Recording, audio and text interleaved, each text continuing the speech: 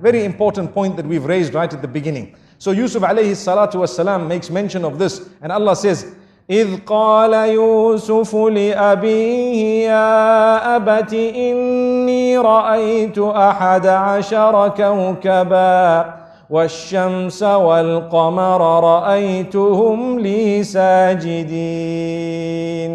He says, oh my father, I have seen 11 stars, the sun and the moon, prostrate to me in my dream.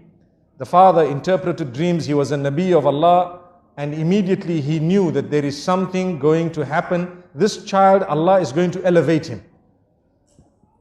But the father chose to speak in a different way to the child, to say, be careful, there is something known as jealousy that can overtake anyone, even the best from amongst you.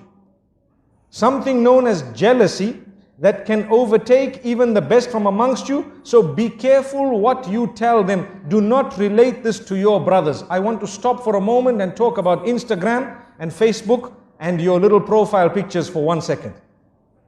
Everything that happens in your life, you take a nice picture of it and push it up. Doesn't it happen nowadays? Watch out, be careful. People are suffering and struggling. Why? Al-aynu haqq. You need to know this. The evil eye is the truth. The hadith says, you are inviting people to have the evil eye on you. Look what I ate. Wallahi, I've seen people's profiles. Every meal, they change the picture. Why? Because I had turkey. Wow. Did you have turkey?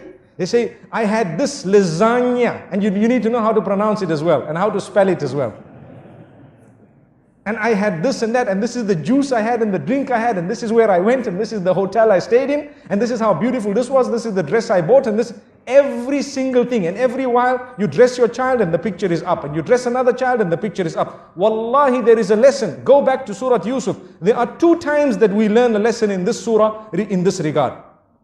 One was when the brothers were all entering into that particular palace, or into the ministries, in order to get their food. The father says, enter separately. And one of the reasons mentioned in the books of tafsir is so that the people's eye does not catch you all and does not affect you with the evil eye. That was one of the lessons that we learn. And here as well, the father says, لا تقصص رؤياك على إخوتك. Do not relate this dream to your brothers. Do not relate it to your brothers.